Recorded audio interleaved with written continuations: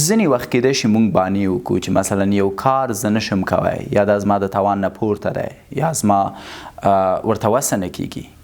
دا د دې د خاطره نه وي چې موږ واقعا هغه کار نشو کوی د دې لپاره چې موږ په حقیقي شکل هغې کار ته ارزښت نه ورکوو انسان ډیر ستر کارونه کوی شي او د انسان وړتیا ډیره ستره ده دغه اوس ته کولی شي یو ساعت د اوبو له لاندې پرته د دې چې اکسیجن اوسي ژوند وکړي په شرط د دې چې ستا ماغزه دا ومني ته کله چې اوبو ته ورلویږي ورخطا کیږي او فکر کوي چې مرې د دې د خاطره ته د ځان عجیب و غریب عکس العملونه ښایي او دا عجیب و غریب عکس العملونه تا مرګ ته ورکوي خو داسې خلک شته دی چې اوبو کې غوټه کوي 15 دقیقې ورکي 15 دقیقونه وروسته بیرته راوځي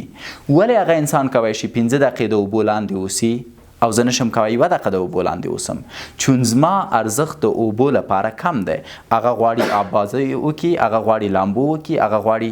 ارزښتناکه فرد اوسي اما زه بیا اوبو ته ارزښت نه ورکوم شاید زما آبازي نه خوښیږي نو هر هغه شي ته چې ته ارزښت ورکوي دا ستا احساسات راپروي او کله چې ستا احساسات راپریږي هغه کار چې ته نه مشي کوی کوي یو ښه مثال در کوم زما یو ملګری وزن کم و او یو جنۍ ته لاړه په مرکې هغې جنۍ وویلې چې زه دا نه کوم موچ دی او ډنګر دی او دا خبره په د بده ولګېده اوس دی ودردید اوس ده ته وزن ارزښت پیدا کړ چون د وزن له امله د یوه جنۍ له لاسه ورکړه چې د ورسره مینه لرله سړی لاړه زیبایي اندام ته یو کال وروسته موږ نه پیژنده داسې یو غټ سړی را روان دی خدایه دا څوک دی ګورو زموږ ملګری دی یا یو بل ساده مثال در کوم زه په لاره روان یم نو زما سره مثلا مورکۍ ده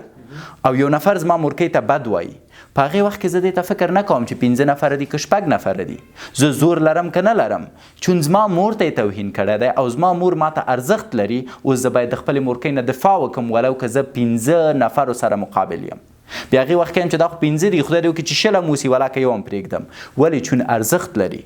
تاسو فکر وکئ په ژوند کې څه شی درته ارزښت لري زموږ اکثریت ځوانان نه پوهېږي چې دوی ته په ژوند کې څه شی ارزښت لري ځکه خو ګمراه دي او ځکه خو خپل هدف ته نه رسیږي پس هر انسان انرژي لري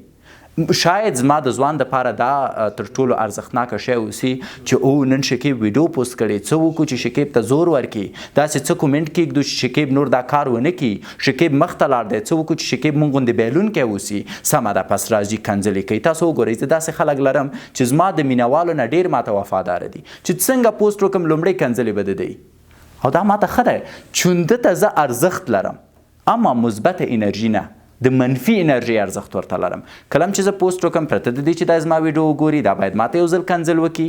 که همدغه انرژي